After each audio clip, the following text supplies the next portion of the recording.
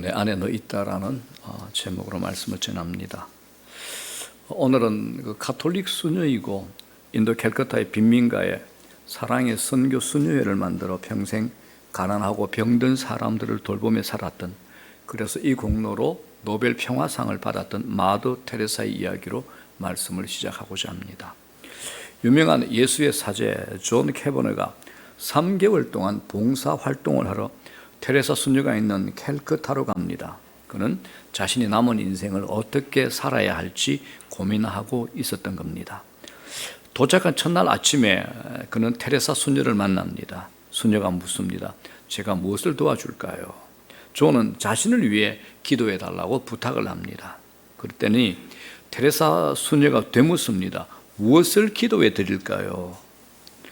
그랬더니 이 캐버너가 이렇게 얘기합니다. 내가 확실하게 알고 살아갈 수 있도록 기도해 달라고 그렇게 부탁을 합니다. 자, 그랬더니 그 얘기를 듣자마자 테레사 수녀가 단호하게 거절을 합니다. 저는 그것을 위해 기도해 드릴 수 없습니다. 존이 또 묻죠. 왜 그렇습니까? 수녀님은 모든 것을 확실하게 알고 믿고 살아가는 것처럼 보입니다. 저도 그렇게 살고 싶습니다 라고 했더니 그때 테레사 수녀가 웃으면서 이렇게 대답을 합니다. 저는 한 번도 확실하게 알고 믿은 적은 없습니다. 제가 늘 가지고 사는 것은 아버지 하나님을 의심하지 않는 신뢰입니다 라고 얘기했습니다. 그러므로 당신도 하나님을 신뢰하도록 기도해 드리겠습니다 라고 대답했다고 합니다. 정말 멋진 말이죠. 저도 한 번도 확실하게 알고 믿은 적은 없습니다. 제가 늘 가지고 사는 것은 아버지 하나님을 의심하지 않는 신뢰입니다. 아버지 하나님을 의심하지 않는 신뢰입니다라는 겁니다. 그렇습니다, 여러분. 믿음의 길은 확실한 목표와 지도를 손에 쥐고 사는 것이 아닙니다. 우리를 불러내신 하나님을 따라 한 걸음 한 걸음 나아가는 것이 믿음이라 그럽니다. 그래서 하나님이 누구인지 제대로 모른다면 그분을 따라가는 걸음이 매우 불안할 겁니다. 그렇지만 그분을 제대로 안다면 그분을 따라가는 것이 오히려 더 확실한 것임을 알게 될 겁니다. 이 비밀을 알았던 오스왈드 챔버스는 그의 명작 주님은 나의 최고봉에서 이렇게 말합니다. 믿음은 우리가 이끌려가게 될 것을 아는 것이 아니라 우리를 인도하시는 그분을 사랑하고 아는 것입니다. 우리를 인도하시는 그분을 사랑하고 아는 것입니다라고 합니다. 기독교 신앙은 그래서 하나님께서 여전히 오늘도 우리에게 드러내 주신다는 사실을 믿는 겁니다. 아주 사소해 보이는 일로, 아주 세밀한 방법으로, 아주 하찮은 일로도 주님은 우리 앞에서 드러내십니다. 그래서 믿음은 남녀 간의 사랑의 과정에 가장 가깝습니다. 많은 분들이 믿음을 종교적인 헌신, 교회 일을 열심히 하는 것으로 오해합니다만 그렇지 않습니다. 믿음의 본질이 뭐냐? 관계입니다. 관계. 하나님과의 관계, 그리고 이웃 간의 관계가 핵심입니다. 그 관계를 다른 말로 표현하면 뭡니까? 사랑입니다. 사랑입니다. 하나님의 사랑을 깨닫고 그 사랑을 힘입고 그 사랑을 가지고 사랑 안에서 살아가는 것이 믿음입니다. 그래서 남녀 간의 사랑에 비유하면 믿음에 대해서 많은 것을 이해할 수 있습니다. 한 남자와 한 여자가 사랑에 빠지게 되면 저절로 그 사람 생각을 하게 돼 있습니다. 여러분들은 그런 사랑 못 해보셨습니까? 얼굴 표정이 그런 사랑을 못 해본 표정이십니다. 이런 감정을 가장 실감나게 표현한 노래 가사가 있습니다. 언제나 서나 당신 생각, 아시죠? 그죠? 자신도 모르게 그 사람 생각에 빠져드는 것, 그게 사랑의 속성이 됩니다. 사랑은 서로에 대한 매력으로 시작이 됩니다. 서로에 대해서 이제 불꽃이 일어나는 거죠. 그래서 헤어져 있어도 보고 싶어야 이게 사랑이 됩니다. 사랑을 느끼는 순간 그 사람이 내 마음을 점령했기 때문에 그렇습니다. 얼마 전 TV 드라마 중에 젊은이들이 즐겨 사용하던 명대사가 있죠. 이건 뭐 요새 젊은이도 또 쓰던데, 내 안에 너 있다. 내 안에 너 있다. 이게 뭐죠? 이게 사랑입니다. 내 안에 너 있다. 그죠? 믿음도 이와 같습니다. 그분을 제대로 만나면 그 순간 우리 마음을 점령당합니다. 내 안에 누가 들어오시죠? 그분이 들어오십니다. 그분이 들어오죠. 제가 제자 훈련하는 분들 중에 하나님 알고 하나님과 삶 속에서 실제적으로 동행하고 경험하고자 제자 훈련에 참여하는 분이 있는가 하면 또 어떤 분들은 하나님에 대해 전혀 모릅니다. 아주 무관심한 상태입니다. 거기다가 교회에 대해서는 아주 적대적이고 불편한 감정을 가지고 있는데 얼떨결에 이제 등 떠밀려 가지고 제자 훈련에 참가하는 분들도 있습니다. 처음에 이제 제자 훈련 처음 할 때 얼굴에 표가 나죠. 만색에 이게 뭐야 이런 불편한 표정이 얼굴에 확 드러납니다. 그런데 몇 주 지나면서 그 사람에게 하나님의 은혜가 임하게 되니까 이제 믿음이 작동하기 시작하는 거죠.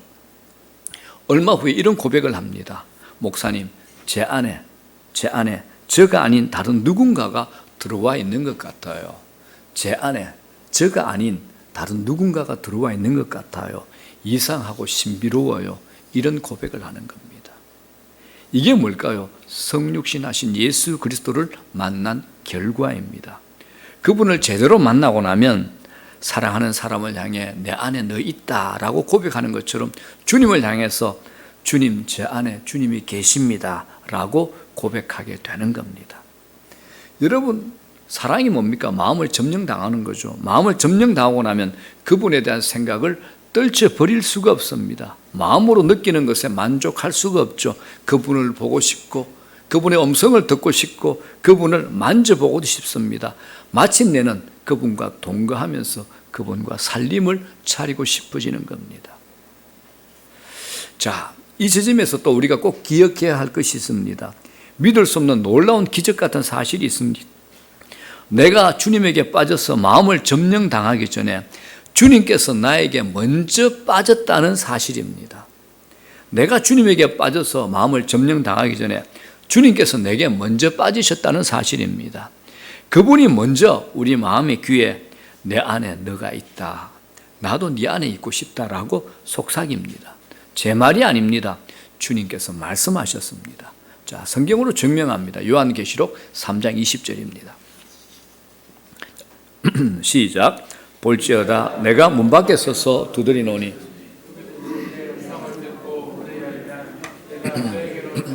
그와 더불어 먹고 그는 나와 더불어 먹으리라. 자, 이 말씀을 거룩한 주님의 음성으로 들으니 감이 잘 오지 않습니다. 이 말씀은 우리를 짝사랑하는 주님의 애원이요 호소가 됩니다. 내 마음 너에게 점령당했으니 내 마음 좀 알아달라는 뜻입니다. 제발 내 사랑 받아달라는 뜻이 됩니다. 내 마음에 네가 있는 것처럼 너의 마음에도 내가 있기를 원한다는 뜻입니다. 여기서 이제 두드리노니에 해당하는 헬라어는 현재 시제가 됩니다. 헬라어의 현재 시제는 반복적인 혹은 지속적인 행동을 묘사할 때 사용됩니다. 그래서 이 말씀을 뉘앙스를 살려서 번역하면 내가 문 밖에 서서 계속 두드리노니 이렇게 해야 됩니다. 여러분 이 사실이 믿어집니까? 내가 주님의 영광을 보고 사랑에 빠지는 것은 있을 수 있어도 온 우주의 주인이신 하나님, 태초부터 있는 생명의 말씀이신 그분이 나에게 푹 빠졌다는 이 사실 말입니다. 내가 아니라 주님께서 내게 먼저 푹 빠지셨다는 그 사실 말입니다. 성경은 미안합니다.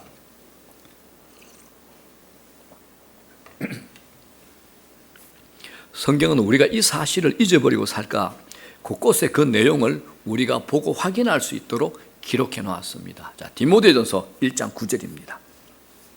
다 같이 읽습니다. 시작. 하나님이 우리를 구원하사 거룩하신 소명으로 부르심은 우리의 행위대로 하심이 아니요 오직 자기의 뜻과 영원 전부터 그리스도 예수 안에서 우리에게 주신 은혜대로 하심이라. 자, 영원 전부터가 뭘까요?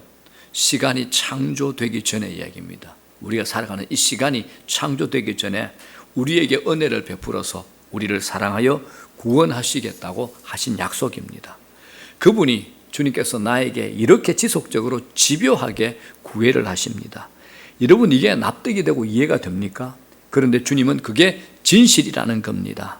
우리로서는 그 진실이 도무지 믿어지지 않습니다. 그래서 복음을 받아들이기가 어려운 겁니다. 내가 나 자신을 생각해도 형편없는데 이런 나에게 하나님이 빠지시다니요. 도무지 납득이 안 되는 겁니다. 자, 이걸 비유하자면 이렇습니다. 여러분들이 굉장히 좋아하는 연예인, 예를 들어서 뭐 탤런트나 가수나 배우가 있다고 치고 그 사람이 여러분에게 전화를 했다고 칩시다. 그 연예인이 어느 날 뜬금없이 당신에게, 여러분들에게 전화해서 제가 당신에게 빠졌습니다. 제 사랑을 받아주세요 라고 말한다면 여러분들은 어떻게 느끼겠습니까? 아, 그래요 라고 응답하는 사람은 한 사람도 없을 겁니다. 그렇게 응답하시는 분들은 삐뽀를 타시고 외곽의 어떤 병원에 가보셔야 됩니다. 모두가 대부분의 생각이 아, 이거 보이스피싱이다, 누가 사기치는구나 라고 생각해야 되는 겁니다. 저 역시 저에 대한 주님의 짝사랑과 집요한 구애를 이해할 수가 없습니다. 그런데 다행히 성령께서 저에 대한 주님의 짝사랑을 이해하고 받아들이게 하셨습니다. 미국 워싱턴에서 한인교회를 담임하시는 어떤 목사님의 글을 읽은 적이 있습니다. 그분이 섬기는 교회가 미국의 수도에 위치하다 보니까 과학적으로 뛰어난 업적을 남기신 분이 많았다고 합니다. 이분들의 특징이 뭐냐? 모든 것을 자신의 기준과 논리와 지식으로 판단하려고 한다는 것인데, 이게 중년이 되고 노년이 되면 그 경향이 더 굳어진다고 합니다. 그분들은 기독교 신앙에 대해서도 같은 태도를 가지고 대한다고 합니다. 자기들이 읽고 듣는 모든 것을 자신의 기준으로 판단하려고 하는, 또 자신들이 믿지 못하는 것에 대해서는 목사에게도 끊임없이 말을 하는 분들이죠. 어떤 분은 과학자인데 예수 믿는 40년 동안 한 번도 성찬에 참여한 적이 없었습니다. 교회에서 가르치는 일도 했지만은 믿어지지 않는 일은 하지 않는다라는 거죠. 성찬이 의미가 없다라는 거죠. 또 다른 어떤 분은 유명한 의과대학에 뛰어난 의학자이셨는데 이분이 사도신경을 암송할 때 마지막 구절 있죠. 몸이 다시 사는 것, 이게 부활이죠. 영원히 사는 것, 영생, 우리가 몸이 다시 사는 것과 영원히 사는 것을 믿사옵나이다 라는 이 구절만 되면 입을 다물고 고백을 하지 않는다는 겁니다. 과학적 사고에 깊이 물든 그분에게 부활과 영생이 뜬구름 잡는 말처럼 들렸다라는 겁니다. 그러므로 여러분들에게 믿어짐의 기적이 여러분들에게 선물로 주어졌다면 이건 하나님의 큰 은혜입니다. 여러분은 믿어집니까? 그건 믿어짐의 기적입니다. 하나님의 큰 은혜의 선물이 되는 겁니다. 자, 그런데 우리가 진실로 주님을 만났다면 그분에게 흠뻑 빠져서 안전하으나 항상 그분을 생각하고 그분과 살아야 마땅합니다. 저절로 그렇게 되어야 이치가 맞습니다. 그런데 그게 그렇게 되질 않습니다. 그게 우리의 문제가 되고 현실이 됩니다. 결혼식 주례할 때 제가 신랑 신부에게 하는 말이 있습니다. 당신들이 서로에게 가지고 있는 지금의 사랑을 믿지 마십시오 그럽니다. 이렇게 말하면 이제 신랑 신부도 픽하고 웃고 하객들도 소리내 웃습니다. 아니, 주례자가 좋은 말만 해도 부족할 자리에서 주례자가 김새는 말을 하니까 의의가 없다는 겁니다. 그런데 그리고 나서 제가 다음 말에 이런 말을 있습니다. 당신들은 지금 이 자리에 모여있는 사람들 중에 가장 뜨겁게 사랑하고 있다고 생각하겠지만 결혼 생활을 지속해 오면서 산전수전 다 겪은 우리가 볼 때에는 당신들의 사랑이 아슬아슬해 보입니다. 지금 두 사람이 가지고 있는 사랑으로는 결혼 이후에 겪어야 할 우여곡절을 통과해낼 수 없습니다 라고 얘기를 합니다. 여러분, 제 말이 틀렸습니까? 그냥 두어도 저절로 성숙되고 깊어지는 사랑을 여러분들이 보신 적이 있습니까? 그런 사랑 저는 본 적이 없습니다. 뜨겁게 사랑한 사람일수록 뜨겁게 싸우고 뜨겁게 헤어지는 경우가 많더라는 겁니다. 자, 그러면 우리가 어떻게 해야 됩니까? 그 사랑을 키워나가기 위해서 노력해야 됩니다. 노력하라는 겁니다. 하나님께서 우리를 이끄셨습니다. 당신에게로 이끄셨습니다. 이끄셨죠. 이걸 당기신 끌림이죠. 즉, 이 매력이 온 다음에는 그 다음에는 우리의 노력이 있어야 된다는 겁니다. 매력의 이끌림이 온 다음에는 그 다음에는 우리의 노력이 있어야 된다는 겁니다. 인류 역사상 지능지수가 가장 높았던 사람이 누구냐? 프랑스의 사상가 파스칼이라고 합니다. 파스칼이 세상을 떠났을 때 그의 외투 안에 양피지 쪽지가 발견됐습니다. 거기에는 그가 겪은 하나님의 체험이 기록되어 있었습니다. 대략 밤 10시부터 12시 반까지 2시간 반 동안 지속된 하나님의 체험이 기록된 그 내용이 양피지 안에 있었습니다. 제가 그 내용의 일부만 소개합니다. 암시적인 단어들로 자신의 체험을 적어뒀는데 많은 내용들이 제가 일부분만 소개합니다. 아브라함의 하나님, 이삭의 하나님, 야곱의 하나님, 철학자들이나 학자들의 하나님이 아니시다. 확신, 느낌, 기쁨, 평화, 예수 그리스도의 하나님. 하나님 외에 세상과 모든 것에 대한 망각, 세상이 아버지를 알지 못하였어도 나는 아버지를 알았습니다. 기쁨의 눈물. 내가 결코 주를 떠나지 말게 하소서. 나의 지도자인 예수 그리스도의 완전한 순종, 땅 위에 연단의 날 동안 영원한 기쁨 가운데서 나는 결코 주님의 말씀을 잊지 않겠습니다. 아멘. 자, 우리에게 경험되어진 하나님이 미풍이라면 파스칼의 경우에는 태풍처럼 불었던 겁니다. 하지만 이렇게 뜨거웠던 믿음도 그냥 두면 식어집니다. 잦아지죠. 나중에는 그 체험이 아무런 감흥으로 남지 않는다는 겁니다. 그렇기 때문에 파스칼도 그 체험을 기록한 양피지를 늘 외투 안쪽에 간직하고 다녔던 겁니다. 그 체험, 그 감각, 그 시각을 늘 유지하고 싶었던 겁니다. 자, 사랑하는 여러분, 왜 이런 현상이 생길까요? 우리의 영적 시각은 절대 저절로 유지되지 않습니다. 주님을 영접하고 나면 저절로 자신 안에 주님의 임재가 매 순간마다 느껴지면 얼마나 좋겠습니까? 그런데 그렇지 않다라는 겁니다. 하나님 나라에 눈을 뜨고 나면 그 영광스러운 모습이 늘 보이면 얼마나 좋겠습니까? 그런데 그렇게 되질 않습니다. 자, 그런데 그렇게 되지 않는 존재론적인 이유가 있습니다. 창세기를 보게 되면 하나님께서 우리를 지으실 때 모습을 상세히 기록해 놓은 곳이 창세기 2장 7절입니다. 한번 보겠습니다. 시작. 여호와 하나님이 땅의 흙으로 사람을 지으시고 생기를 그 코에 불어넣으시니 사람이 생명이 되니라. 생명이 영어로 living soul, 살아있는 영혼입니다. 살을 가진 영혼이라고 말할 수 있습니다. 자, 우리 안에 영이 있죠. 이 영은 인간의 속성이 아니라 하나님의 속성입니다. 영은 인간의 속성이 아니라 하나님의 속성입니다. 영 때문에 하나님과 소통할 수 있고 하나님을 닮아갈 수 있습니다. 이게 하나님과의 접촉점이 됩니다. 동시에 우리 인간에게는 육신적인 차원도 있습니다. 우리의 육신은 하나님에게 완전히 다가갈 수 없게 하는 조건입니다. 육신이 악하기 때문이 아니라 그것의 한계 때문에 하나님을 다 알 수도 없고 하나님께 완전히 다가갈 수 없다라는 겁니다.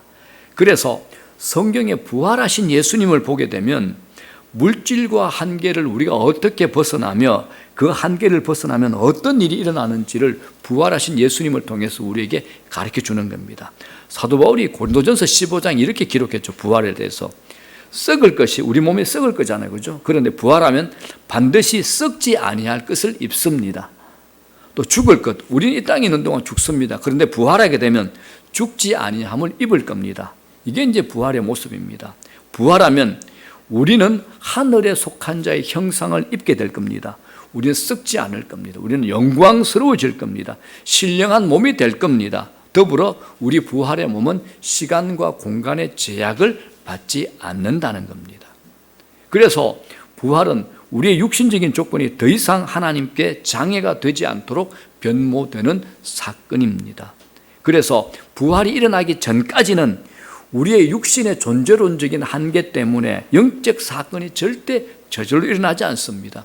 우리가 해야 되는 겁니다. 우리가 찾아가야 되는 겁니다. 자, 우리 인간은 여러분 육신이 먼저 만들어졌나요? 하나님께서 그 뒤에 영을 부어넣은 거죠. 육신이 먼저 만들어진 겁니다. 그죠?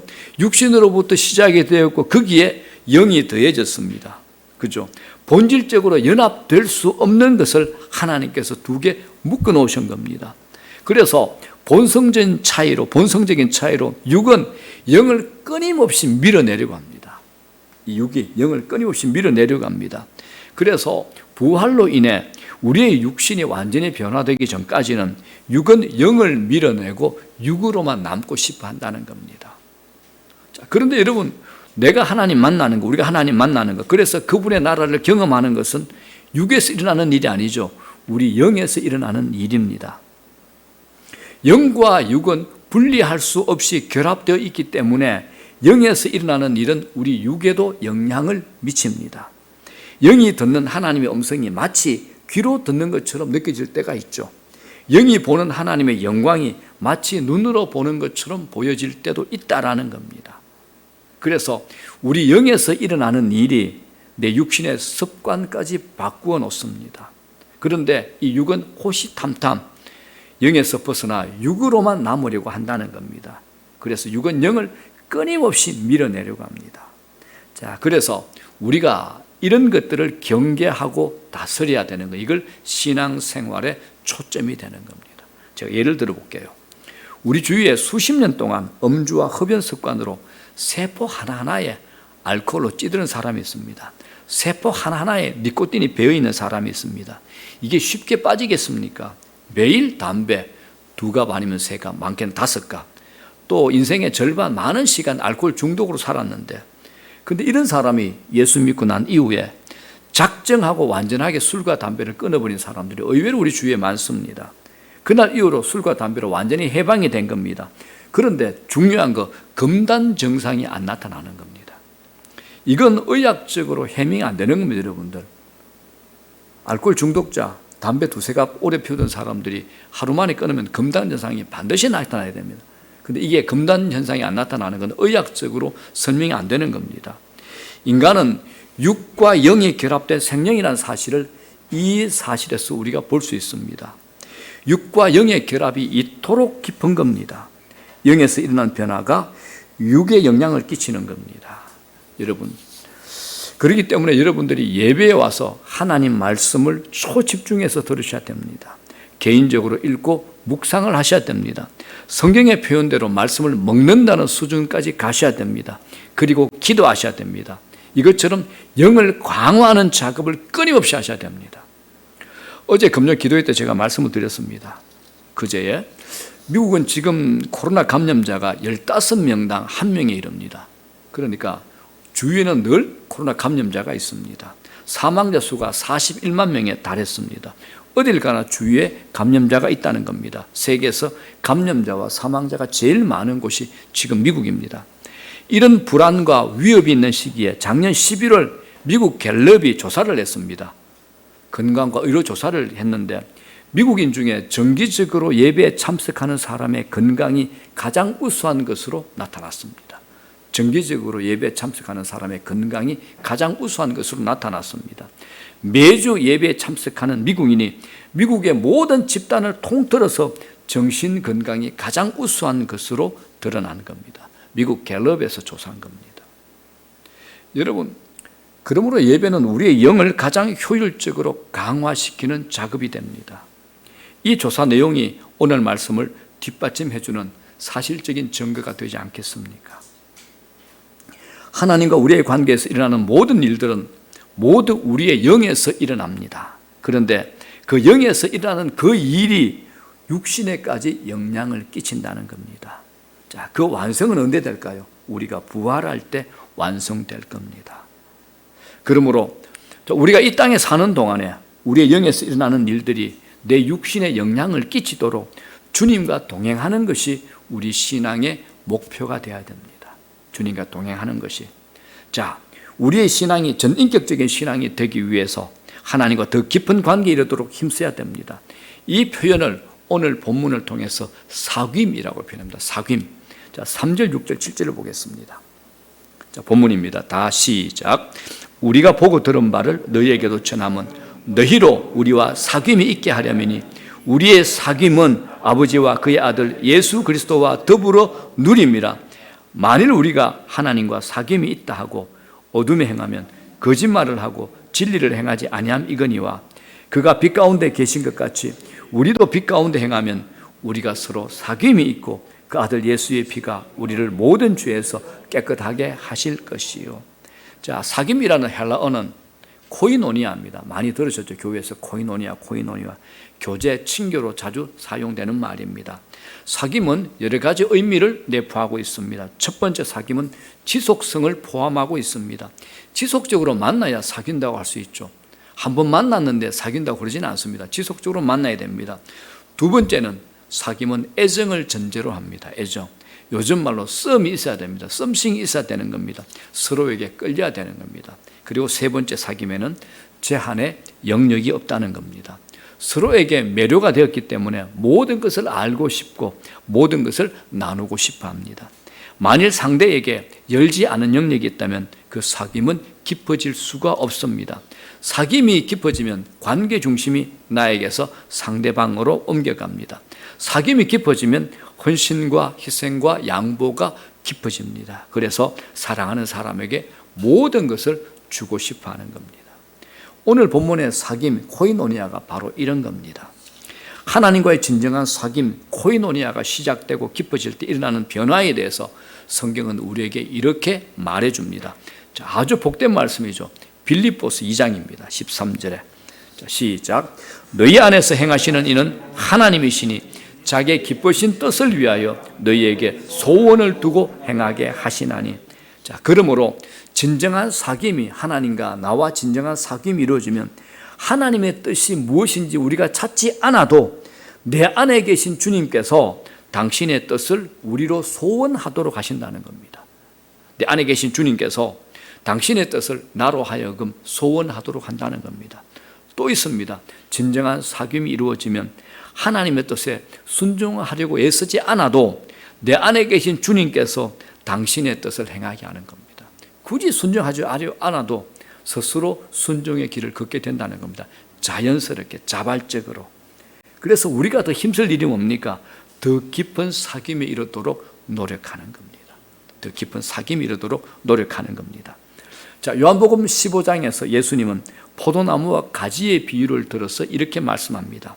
포도나무 가지가 줄기에 붙어 있어 예수 믿는 사람들은 예수님 안에 든든히 머물러야 한다라고 우리에게 가르칩니다. 자, 요한복음 15장 5절입니다. 여러분들이 좋아하는 말씀이죠. 다 같이 시작. 나는 포도나무요 너희는 가지라. 그가 내 안에 내가 그 안에 거하면 사람이 열매를 많이 맺나니 나를 떠나서는 너희가 아무것도 할 수 없음이라. 자, 이 말씀의 전반부는 쉽게 납득이 됩니다. 예수 그리스도 안에 거하면 많은 열매를 맺는다는 말은 누구나 인정할 수 있습니다. 그러나 후반부의 말씀이 잘 이해가 되지 않습니다. 나를 떠나서는 너희가 아무것도 할 수 없습니다. 여러분 한번 이 말씀 생각해 보십시오. 예수 믿지 않는 사람들이 아무것도 할 수 없나요? 그렇지 않습니다. 그들도 위대한 일, 큰 일을 하기도 하고 그렇게 하고 있습니다. 그런데 예수님께서 왜 이 말씀을 하셨을까요? 예수님이 실제로 하고 싶은 말씀은 바로 이겁니다. 나를 떠나서 너희가 하는 일은 아무것도 아니다 이겁니다. 나를 떠나서 너희가 하는 것은 아무것도 아니다라는 겁니다. 그래서 여러분 하나님 상관없이 한 일, 그 업적, 그 명성, 그 명예, 그 부귀영화 아무것도 아닙니다. 바로 이 말씀하는 겁니다, 여러분들. 좀 전에 제가 워싱턴 한인교회 성도들의 얘기를 말씀드렸습니다. 그 교회는 미국의 수도요. 세계 중심 워싱턴 DC를 중심으로 한인 이민자들이 모여 시작된 최초의 교회입니다. 워싱턴 지역에 최초로 생긴 한인 교회에서 또 오래전에 이민을 가셔서 자신의 분야에서 입이 딱 벌어질 정도로 성공하고 탁월한 한인들이 굉장히 많다고 합니다. 그런데 한때는 세상을 다 얻은 것처럼 자랑스러워했던 업적도 얼마 지나지 않아서 다른 사람의 업적에 묻혀버리고 만다는 그 목사님의 이야기는 그 교회를 담임하면서 지금 은퇴하신 시기까지 오랫동안 본 실제이기 때문에 그 말씀에 고개가 끄덕여집니다. 여러분 오해하지 마십시오. 세상에서 직장에서 하는 모든 일이 무의미하다는 뜻이 아닙니다. 열심히 노력할 필요가 없다는 뜻도 아닙니다. 그런데 그 모든 것에 앞서서 주님을 만나고 주님을 사귀는 삶이 있어야 된다는 겁니다. 그 모든 것에 앞서서 주님을 만나고 주님을 사귀는 삶이 있어야 된다는 겁니다. 주님 안에 든든히 거하여 그분과 사귀어 살 때 비로소 우리가 세상에 사는 일들은 새로운 의미를 지니게 될 것입니다. 자, 이제 말씀 정리합니다.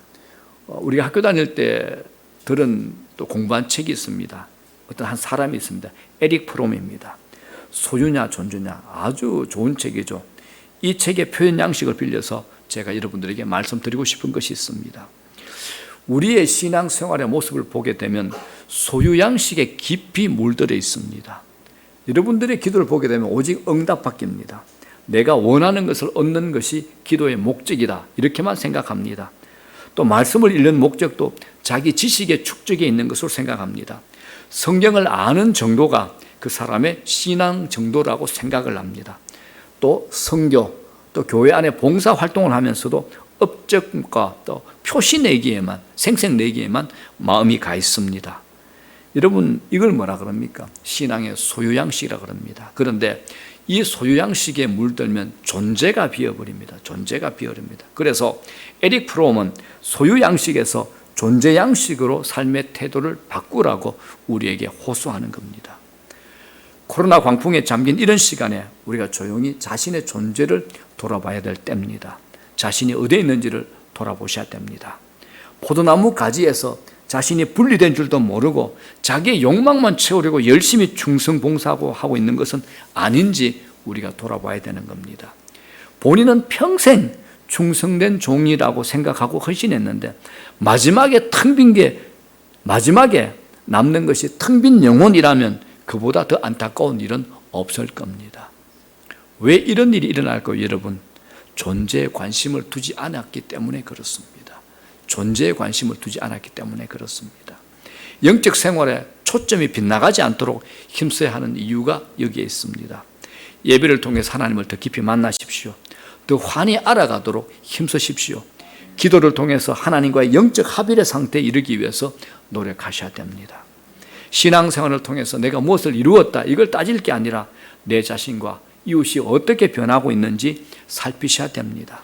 그래서 내가 주일만의 신앙이 아니라 매일의 신앙이 되어야 됩니다.